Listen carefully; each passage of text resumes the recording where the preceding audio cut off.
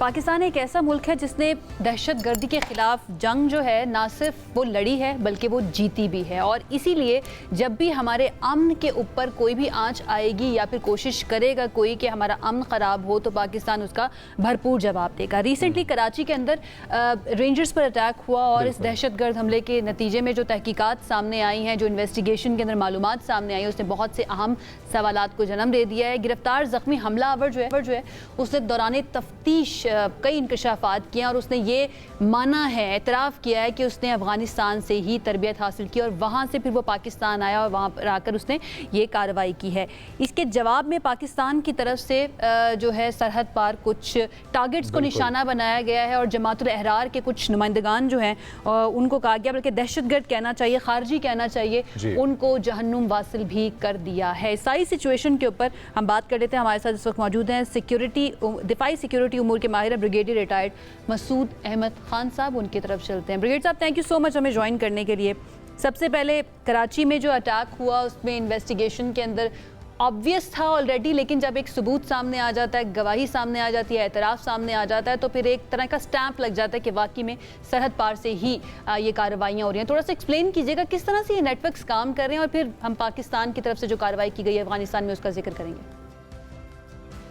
जी हाँ, बहुत शुक्रिया। देखें, जिस तरीके से हम नेटवर्किंग की बात करें तो अफगानिस्तान जिस तरह हम कह सकते हैं कि इवन देखें कि पाकिस्तान को, मेरे ख्याल दुनिया में दो ममालिक ऐसे हैं जिन्होंने पाकिस्तान को दिल से कबूल नहीं किया as independent sovereign state.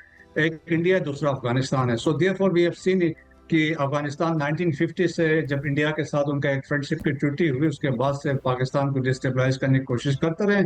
Initially इनकी खाद थी इंटेलिजेंस एजेंसी जो यूज होती रही है दहशतगर्दी के लिए पाकिस्तान के, वो बेसिकली वो कहते हैं वेस्टर्न बॉर्डर्स को नहीं मानते हैं, प्री ब्रिटिश लाइन पे हम जाना चाहते हैं और फिर वो पाकिस्तान को डिस्टेबलाइज करना चाहते हैं खैबर पख्तूनख्वा और इसमें बलोचिस्तान में। और इसी वजह से आप देखें पश्तूनिस्तान इन्होंने स्टार्ट किया, लर और बर के नारे उन्होंने लगाए, पश्तून ज़ल्मी उन्होंने बनाई, बलूचिस्तान पीपल्स लिबरेशन फ्रंट इन्होंने बनाया और इंडिया के साथ मिलकर हर मुमकिन कोशिश की, चाहे वहाँ पे किंग जायद शाह की हुकूमत थी, चाहे कम्युनिस्ट हुकूमतें थी या द सो कॉल्ड डेमोक्रेसीज थी गनी की और या करज़ई की, एंड देन द तालिबान की हुकूमत थी। सबकी कोशिश ये रही है कि पाकिस्तान को destabilise. So there is a proper ecosystem. Afghanistan की एक हिस्ट्री रही है। सो दहशतगर्दी के लिए हम इसलिए कहते हैं कि Afghanistan is the country which is hosting and exporting terrorism. देखिए सेफ हेवन्स है, वेपन्स 7.2 बिलियन डॉलर्स के अमेरिकन छोड़ के गए हैं, तो वो वहां पे there is a important market अभी बन गई है। सो दे आर आर्मिंग जो अपने लाइक माइंडेड टेररिस्ट ग्रुप्स को और एक्सपोर्ट भी कर रहे हैं और इसके अलावा ट्रेनिंग वहाँ पे है, रिक्रूटमेंट वहाँ से इजीली मिल रही है और इसके बाद लॉजिस्टिक्स से फंडिंग वगैरह हो रही है।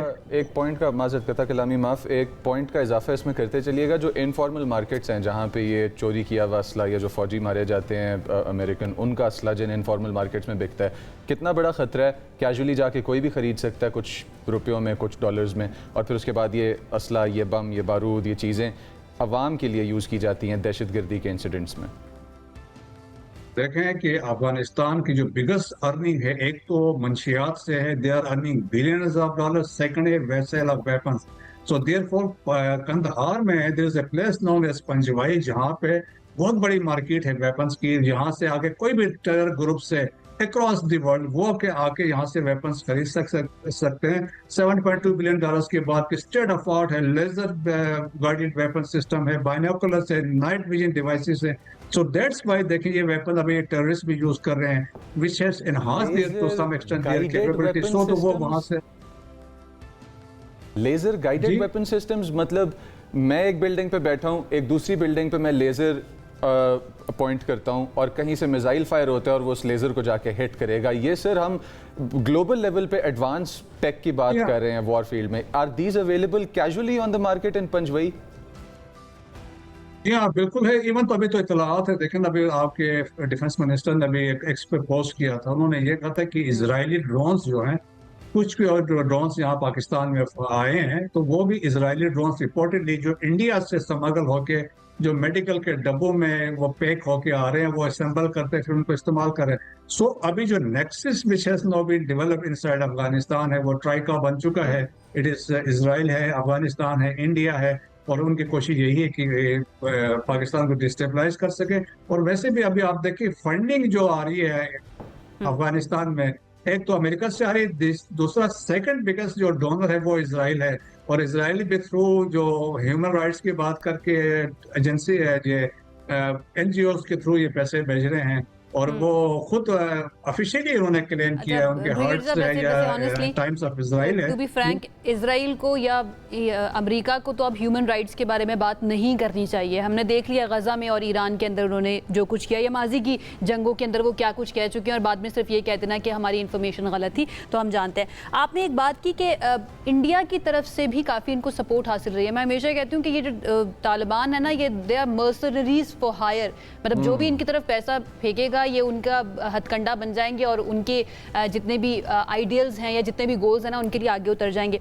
पाकिस्तान और अफगानिस्तान के तालिबान के दरमियान जो मुज़ाकरात चल रहे थे, उनके बारे में बताइएगा, क्या वो चैप्टर मुकम्मल क्लोज हो चुका है? क्योंकि तुर्किया जो है उसकी तरफ से भी मीडिएशन की गई थी, कतर की तरफ से भी कोशिश की गई थी, लेकिन वो कामयाब नहीं हो सके। अब बिल्कुल भी कोई रास्ता नहीं है मुज़ाकरात का, और यही ऑपरेशंस होंगे, हम फ्यूचर में भी यही देखेंगे?